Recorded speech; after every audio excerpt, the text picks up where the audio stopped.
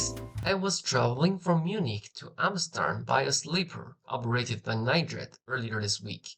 The detail has been covered in the last video for your information, and we're gonna dive into the precious heart of Dutch after admiring the magnificent works by Vincent van Gogh last time. Rijksmuseum is just adjacent to Van Gogh Museum, both of which sit on the avenue Museumplein. For your heads up, they offer the kilogram for your jacket, umbrella, and luggage smaller than a normal carry-on suitcase. Additionally, you'll be fine either taking a photo of works or recording inside.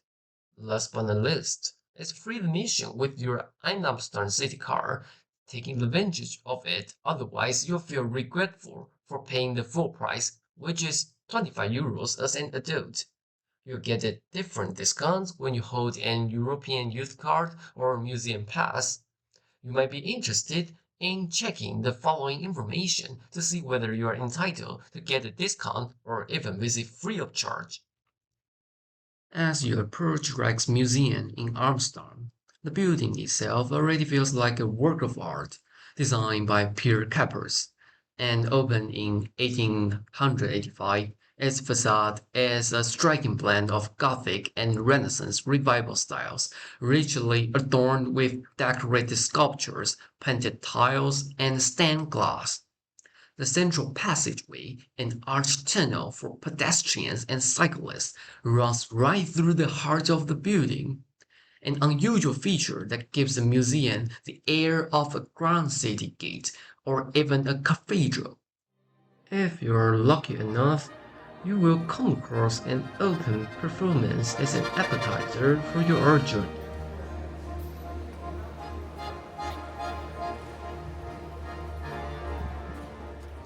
Once you enter, you are welcomed into the atrium, a vast light-filled space created during the museum's major renovation, completed in 2013.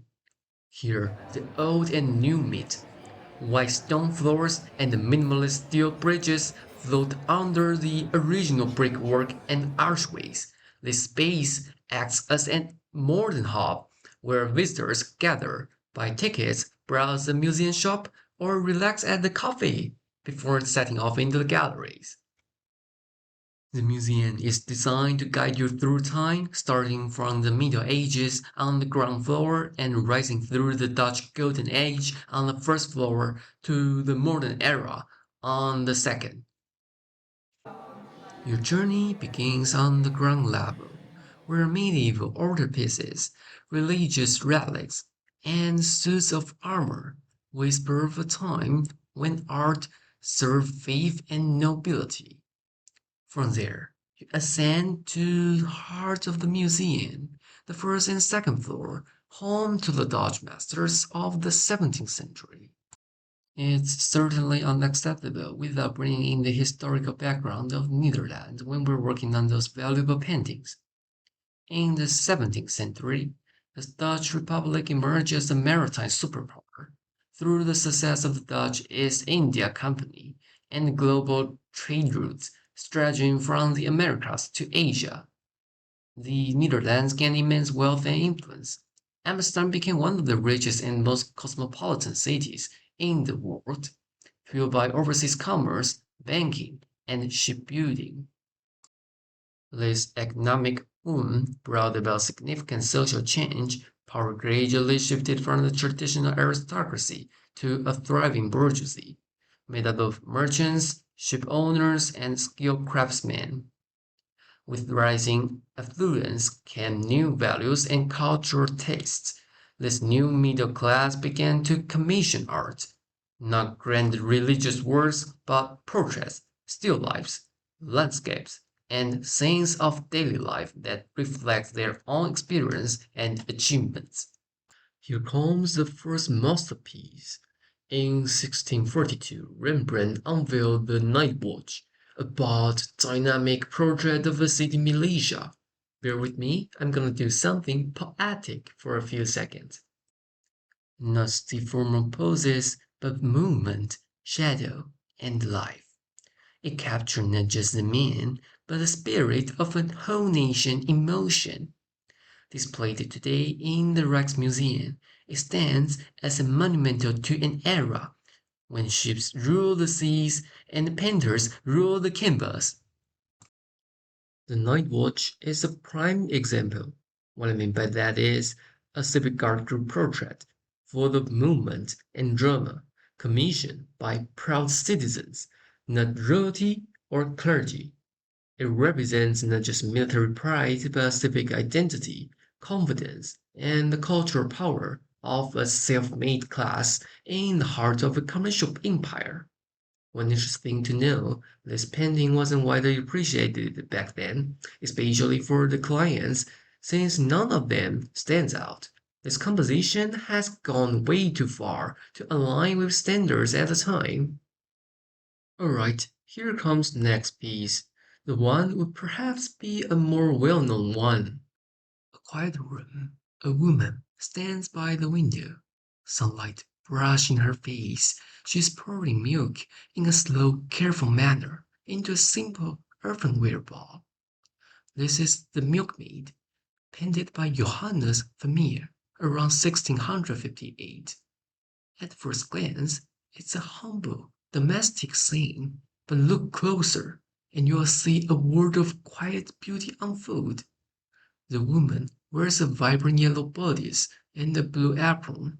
Her sleeves are rolled up. She's focused, calm, almost meditative. Vermeer transforms this everyday moment into something timeless.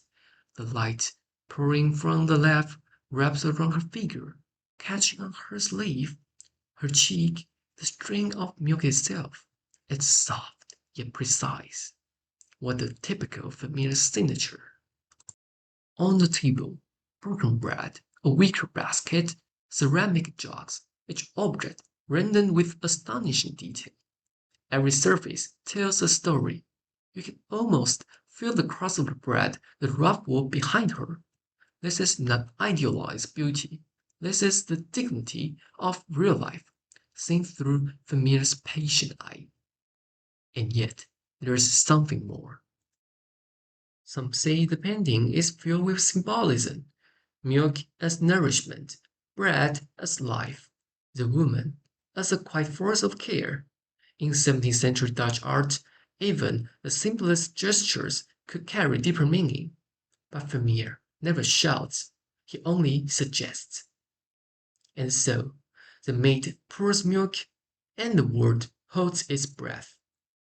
In just one still moment, Vermeer gives us a palming paint, a tribute to stillness, to light, to the quiet strength of the ordinary. This is not just a painting, it's a moment suspended in time. Alright, we're gonna move on to the next painting.